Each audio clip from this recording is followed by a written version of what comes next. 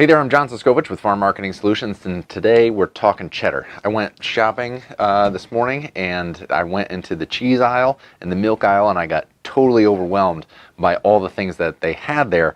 And today on the show, we are going to be talking about Cabot Cheese and all their sharp cheddars. And then this is my milk aisle. This is a guy for scale, but all these options. What happens when the customer is at the store? They have all these options. For me, I feel a ton of anxiety, and we're going to unpack that in today's show.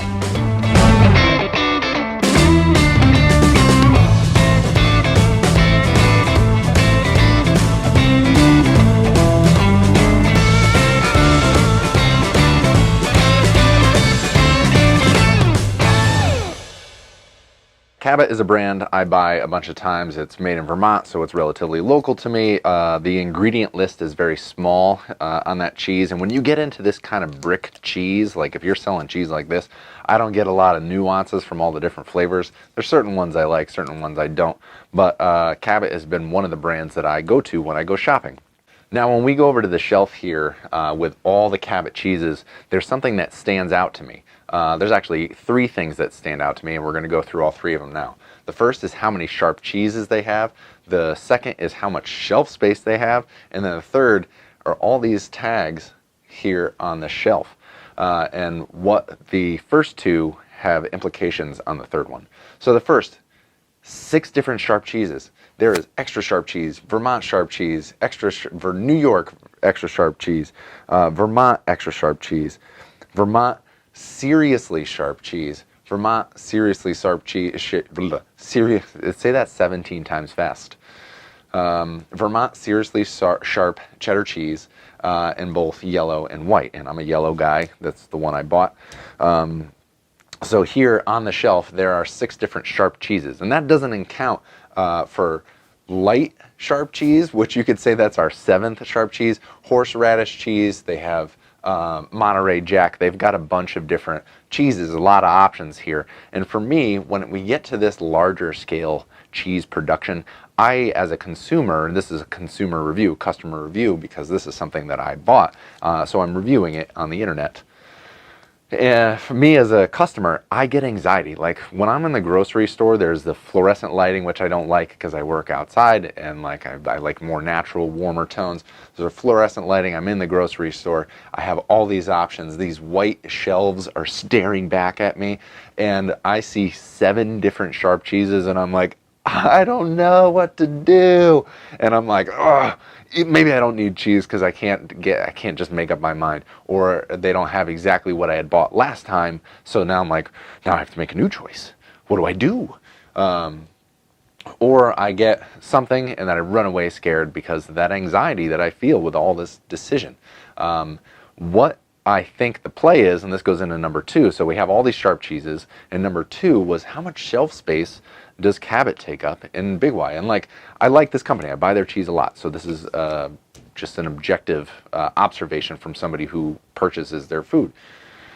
They're taking up a lot of space. That means that somebody else who comes in is not going to have that space to put their product in, because Cabot already takes it. There's a lot of SKUs on that shelf. So they've dominated a whole section. And now part of having all this choice in the cheese section, now they've taken away some of the choice because there's not a diversity of brands. There's just more Cabot.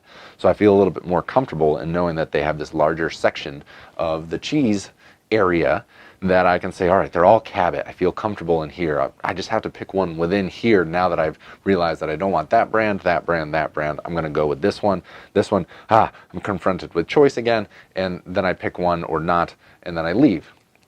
The problem with having a whole lot of SKUs, and now we're going to get into the third thing with these price drop tags that are out on the shelf, is that when people are confronted with all that anxiety, you sell through less things. If you have a lot of choices, you sell through less of a lot of things, and if you have a few things, you'll sell through more of a few things and be able to turn over your inventory more. So let's take this photo of Cabot cheese, and we're going to work through a hypothetical situation. We're going to pull up a little bit of a whiteboard here and discuss, like some hypotheticals, not specifically about Cabot, but just making this up off the top of my head here. So say a good sales week for you at the farmer's market, at a wholesale account, whatever the thing is. We're going to use round numbers here, and we're going to use broad overarching things to discuss a process. So say a good week for you is 100 sales. And you have, we're going to stick with cheese. Let's say you're selling cheese.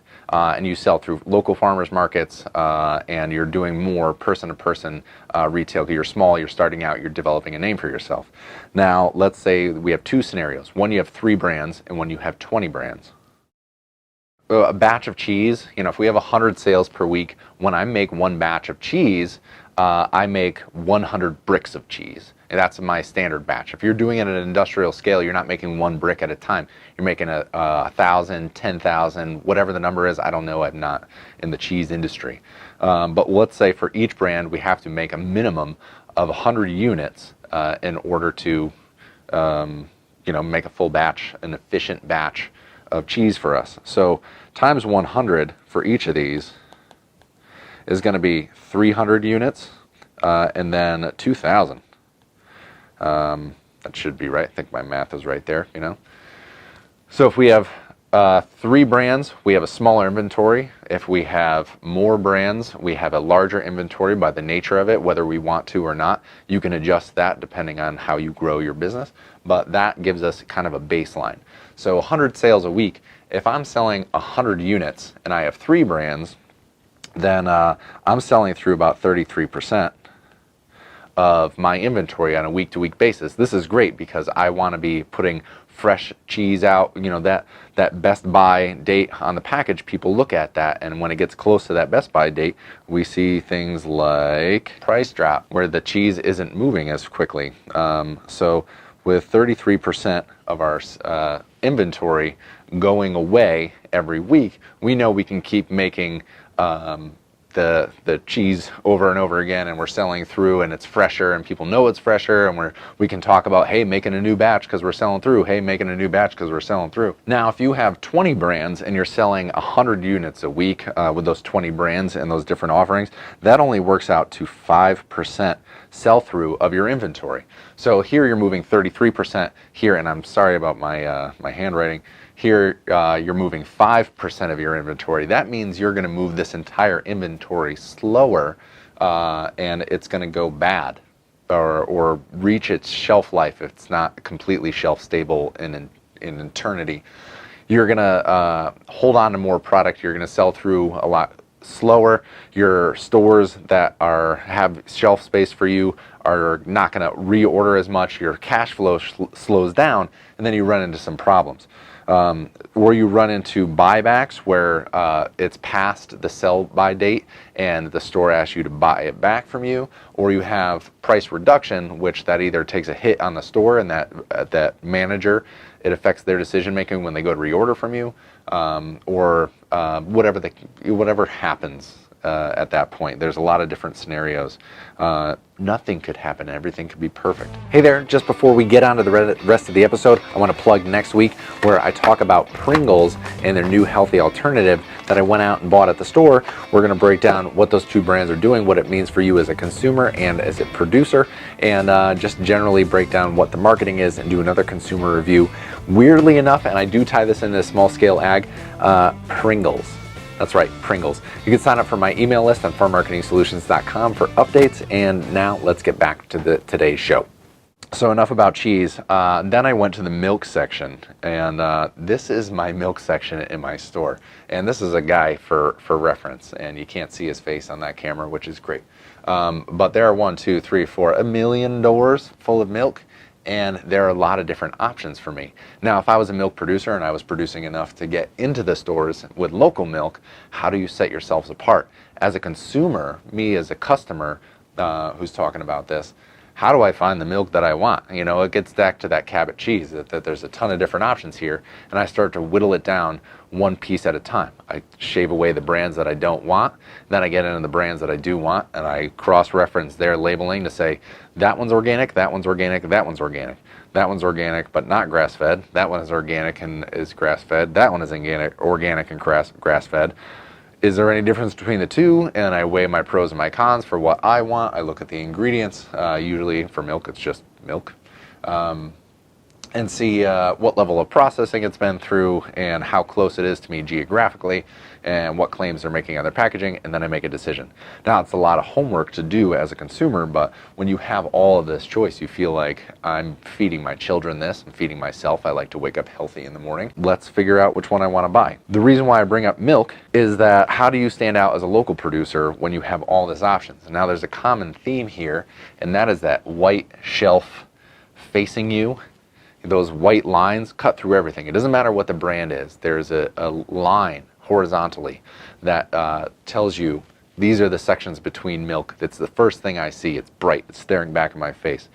What my store did, and Big Y is great about this, as I was taking these pictures, on the speaker overhead, they were making an announcement of, hey, Big Y supports local. We like to keep money in the local economy. Here we're featuring these farms today. And it makes me well up a little bit thinking that as I walked in, all these people were taking reusable bags out of their cars, and they were talking about buying local on the intercom. And here in the milk section, they took those white strips of shelf and they broke it up with a brown and white, so it has like a wood textured background, local in big bold white letters to continue that white line. But then with that dark background, as we look out on the shelf, it stands out a little bit more between that white shelf and that dark. So it's something that as we look at this picture and I follow that white line across, and this isn't the best picture, but right here, that milk section is a little darker. And funny that either it hasn't been refilled or people have been buying it more. More of these milk jugs are missing, and the rest of these milk jugs are all dressed forward because either they're buying more or it just hasn't been restocked or cleaned up, or I don't know. I didn't stand there that long, quite honestly. But as a producer, when you want to get into a grocery store, if you're in a farmer's market, look at the ways that you can stand out, make a difference, look around you, be observant, and say, all right, this is what the market's doing. This is what I would want to do and produce and show off, and how do I do it and set myself apart from the rest. So our takeaways from this video: for the consumers like me who are buying this stuff, it's daunting these days going to a grocery store or going to a farmer's market near you. I would suggest, like anything else, starting with baby steps. Pick 1 or 2 brands a week that you sit there and you read through all the labels. If you don't have a lot of time for shopping, you can't read through 50 labels of the 50 different products you're going to buy, but you can read through 2 and then buy the other things that you normally buy. Make a decision and categorically find the brands that you like, and then go section to section. This week I'm going to do dairy. This week I'm going to do meat. This week I'm going to do dry goods. This week I'm going to do coffee. And find new brands and test them out and make a game of it, that you and your significant other, you and your friends can try this stuff out and then find brands that work for you. Same thing goes if you're buying local at a farmer's market. Pick 1 farm stand a week, buy something that you don't know what to do with, bring it home and learn to love your kitchen again, and figure out what to do with that raw ingredient and really taste the difference. Keep it simple, keep it easy, and you will thank yourself. My takeaway, if you're a producer, also like myself, who produces chicken and pork and vegetables and honey and any of the things that you might produce, watch what the other people are doing around you. There's a lot of takeaways by just going to your regular grocery store. There are things you can learn from the other people who are doing it and are competition in your space. If you're not out doing your research, doing your homework, and then adjusting what you're doing on your farm for production and marketing, then you're already behind the curve. It's more important to focus on the business side of things, because the business side of things is going to feed the feel-good side of things. Now, if there's a topic that I touched on today that you want to hear more about, or you have further questions, or if you want me to dive even deeper than this long friggin' video, you can go to farmmarketingsolutions.com. This is what my website looks like. And when you scroll down, you'll see updates from me. You'll have a chance to visit my store.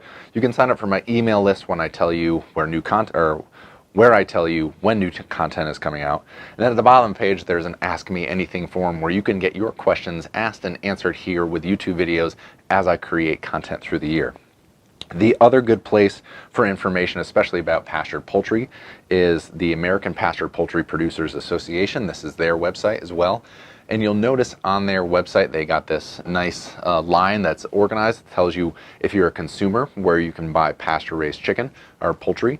And if you're a producer, resources and things that will help you be a better grower. But up here, for now at least, in the conference section, or on this line of links, you click conference, and there is the American Pastured Poultry Producers Association annual conference, which is in Jacksonville, Florida, which is where I will be the day after this video publishes.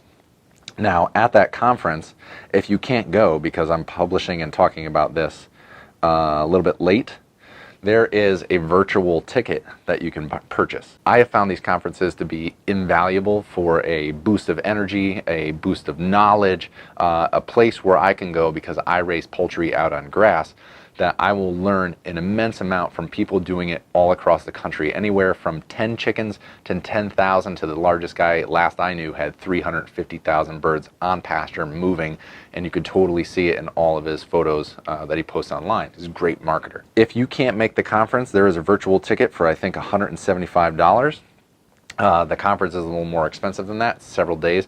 They're recording a bunch of the sessions, so it's not a live stream. You can download it and buy it at any time, which is why I'm plugging it at the end of this video, because I will be going to the sessions that are in the virtual download, and I will be talking about them this year. And if you want $50 off a consulting session with me this year, you can purchase the online session. You can watch those videos, and if you have further questions and you want to dive deeper and you want to talk to who you feel is a professional, and that would be me, I will give you $50 off if you have a proof of purchase that you have bought the virtual ticket from the APA conference. It's something that I pay to go for every year. I went to Arkansas, and then I went to Texas, and now I'm going to Florida, so this will be my 3rd annual APA conference, and you will see some video and plugs throughout this year of past interviews that I did with APA members. That is it for this video. Thank you for taking the time to watch. I hope you learned something, and thank you for sticking in to the end. At the end of the day, it's you guys who make all this amazing, because our energy and our knowledge feeds off of each other, and for that I am eternally grateful. Talk to you guys soon.